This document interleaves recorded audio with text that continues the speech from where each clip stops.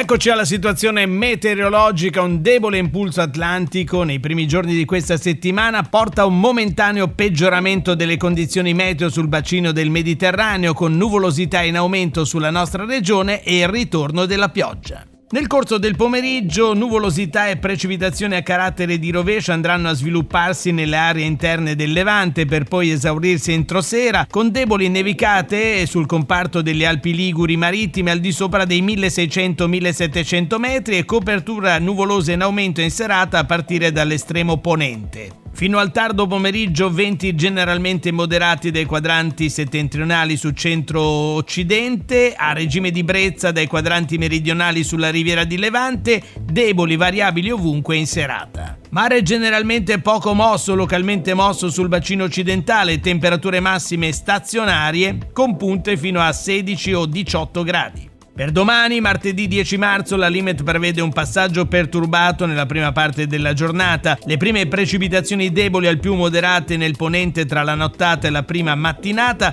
per poi estendersi a centro-levante nel corso della stessa mattinata, nevicate al di sopra dei 1400-1500 metri sulle Alpi marittime. Nel primo pomeriggio piogge tra Genovese Orientale e Tigullio, esaurimento dei fenomeni entro sera con cieli molto nuvolosi o coperti ovunque. Venti deboli al più moderati dai quadranti settentrionali tra Genovese e centro-occidentale e Imperiese e dai quadranti meridionali sulle coste del centro-levante. Mare poco mosso, localmente mosso sul bacino occidentale la mattina, temperature minime stazionarie o in leggero aumento, le massime in lieve diminuzione specialmente sulle coste.